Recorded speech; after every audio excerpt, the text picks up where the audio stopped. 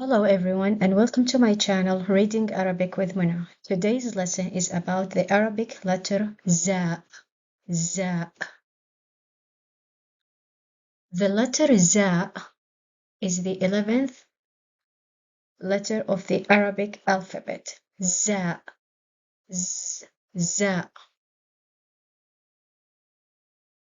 The z sound of the Arabic za corresponds to the z sound of the English z.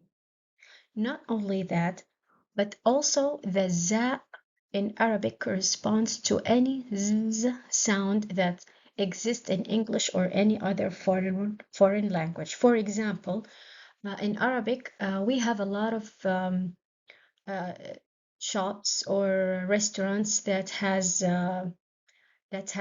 this possessive s name, and people they name it after foreign names, like for example Saras, or sometimes there's this plural, this plural z sound, like for example in stars, guys. All these are words that are originally in English, but they are used with Arabic script and written in Arabic. So when they are used, or sorry, when they are written in Arabic, we replace this S with the Z sound. So if there's this possessive S, like for example, Sarah's restaurant, we write Sarah's not an Arabic letter that correspond to the S. No, we write it as the sound correspondence. So it is written with Z, the Z in Arabic. Also, we have words like stars, where this plural S sound correspond also to the Z sound.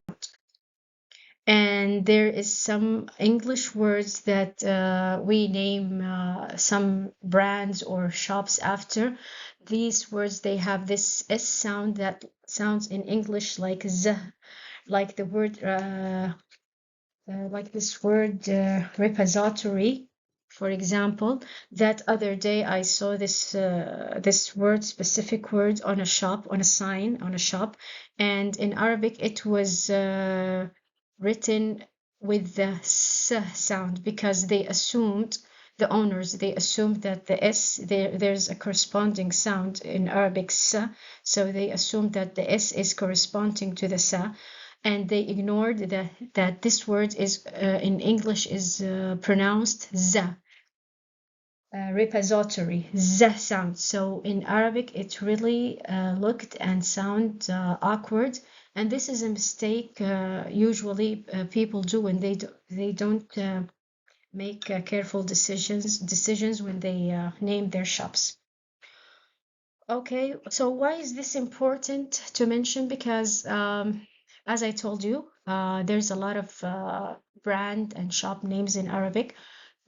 People write the English word in Arabic script, so when you read it, you have to know that this z sound corresponds to a specific z sound in English, whether it is the original z letter or the simply voiced s, which looks s, but pronounced z.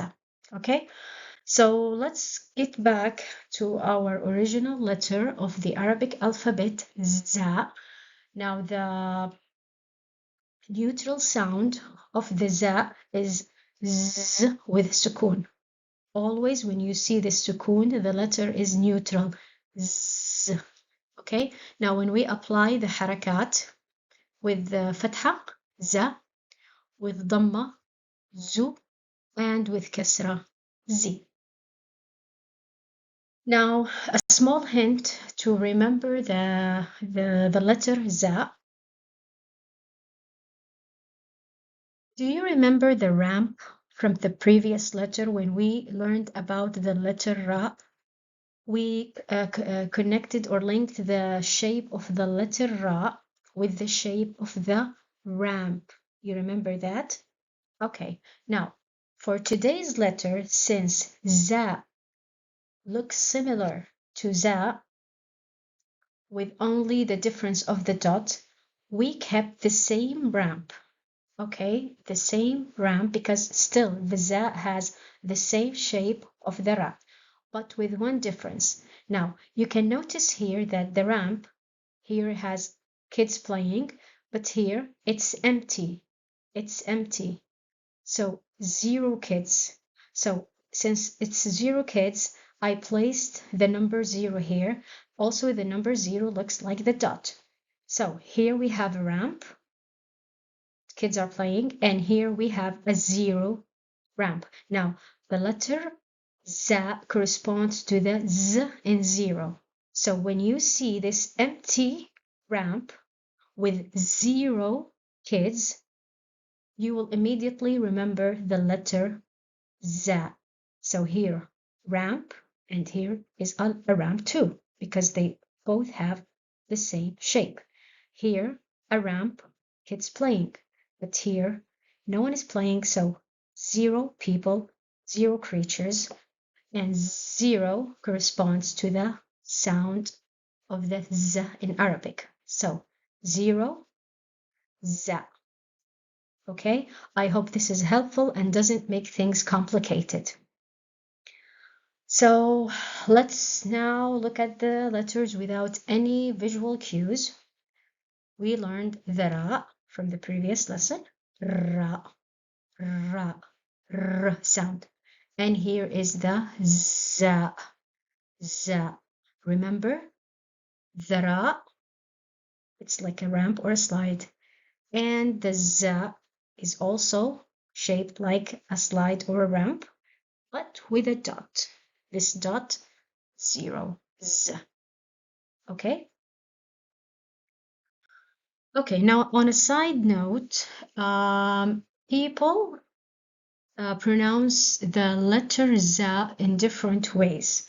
For example, you can say za, and most commonly zai.